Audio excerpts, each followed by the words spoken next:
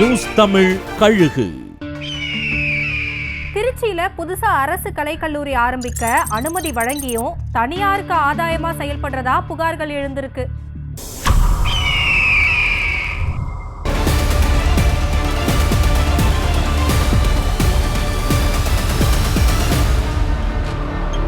திருச்சி மாவட்டம் துறையூர்ல தமிழக அரசால 2025-26 கல்வி ஆண்டுல புதுசா அரசு கலைக்கல்லூரி ஆரம்பிக்க அனுமதி வழங்கியிருக்கு.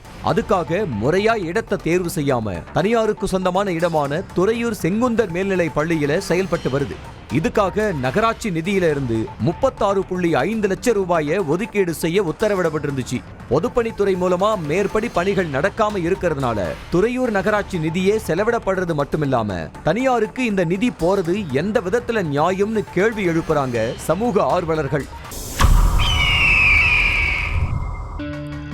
அதிமுகவை செய்தியாளர் சந்திப்புல சீண்டின அண்ணாமலைக்கு பதில் சொல்ல வேணான்னு சொல்லியிருக்காராம் இபிஎஸ்.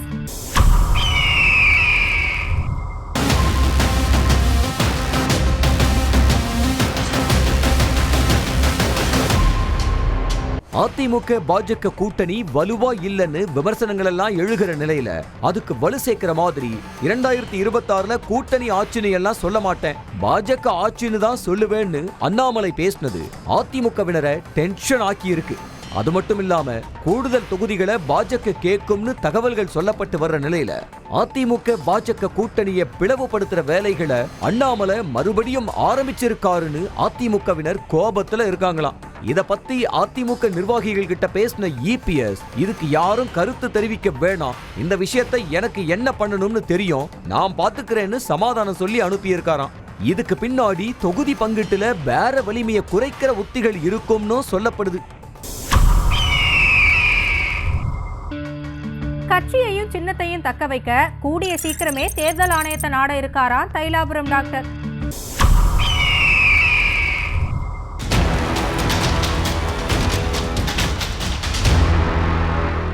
பாமகவுல தந்தை மகன் இடையே கருத்து மோதல் நீடிச்சு வர்ற நிலையில சீக்கிரமே டாக்டர் ராமதாஸ் தேர்தல் ஆணையத்தை நாட திட்டமிட்டிருக்காராம். கட்சியின் சின்னமும் எங்கள் தரப்புக்கு சொந்தமானது, நான் தான் கட்சியின் தலைவர்னு டாக்குமெண்ட்டுகள் ரெடி ஆகிட்டு வருதான். இத ஸ்மெல் பண்ண அன்புமணி கட்சி நிர்வாகிகள் கூட்டத்துல நீங்க யாரும் கவலைப்படாதீங்க, நான் தான் தலைவர், இந்த பாருங்க அப்படின்னு ஆதாரத்தை காட்டியிருக்காராம். 2022ல என்ன தலைவரா தேர்வு செஞ்சிருந்தாலும் தேர்தல் ஆணையத்துல பதிவு பண்ணது 2023 ஜூன் மாசம் தான்.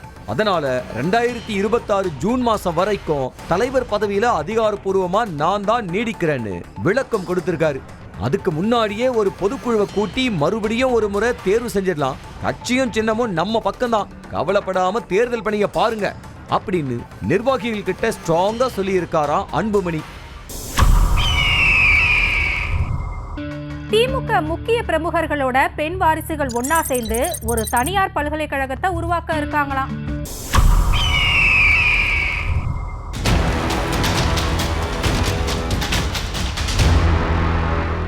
திமுகவோட முக்கிய பிரமுகர்கள் வீட்டு பெண் வாரிசுகள் சில பேரு ஒன்னா சேர்ந்து திமுக தொடர்புடைய பெயர்ல ஒரு நிகர்நிலை பல்கலைக்கழகத்தை உருவாக்க திட்டமிட்டிருக்காங்களாம். ஏற்கனவே கல்வி தொடர்பான சேவையில இருக்கிறவங்களுக்கு இந்த பல்கலைக்கழக அனுமதி கிடைச்சிருங்கிற நம்பிக்கையில அதுக்கான பூர்வாங்க பணிகளை தொடங்க ஆரம்பிச்சுட்டாங்களாம். சீக்கிரமே அதுக்கான அனுமதியை வாங்கி கட்டுமான பணிகளை தொடங்கவிருக்காங்களாம் அந்த பெண் வாரிசுகள்.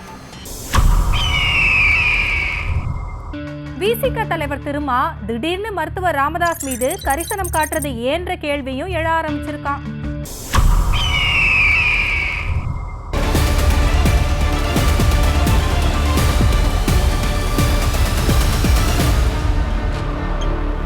விசிக தலைவர் திருமாவளவன் பாமக பாஜக இடம்பெறக்கூடிய கூட்டணியில இடம்பெற மாட்டேன்னு தெளிவா 2021 தேர்தல் அப்பவே சொன்ன நிலையில இப்ப வரைக்கும் அந்த நிலையே தொடருது. ஆனா இப்ப அன்புமணிய ராமதாசர் ரெண்டா பிரிஞ்சு நிக்கிற நிலையில அன்புமணி எப்படியும் அதிமுக பாஜக கூட்டணியை டிக் செய்ய போறது உறுதியான நிலையில ஒருவேளை ராமதாஸ் தனி அணியா உருவானா அவரு திமுக கூட்டணிக்கு வர வாய்ப்பு இருக்குங்கிற கணிப்புகள் எழுந்திருக்கு. இந்த நிலையில திருமாவின் பேச்சு ராமதாஸ் திமுக உறவுக்கு கிரீன் சிக்னல் தந்ததா சொல்லப்படுது. ராமதாசுக்கு ஆதரவா திருமா பேசுறதே அவரை ஏற்கிறதோட அறிகுறிதான் சொல்லப்படுது. இத உறுதி செய்யற விதமா அன்புமணியும் தன்னோட பேச்சுல திமுகவை வீழ்த்தணுங்கிற இலக்குல நாம பலவீனமாகிவிடக் கூடாதுன்னு பேசியிருக்காரு.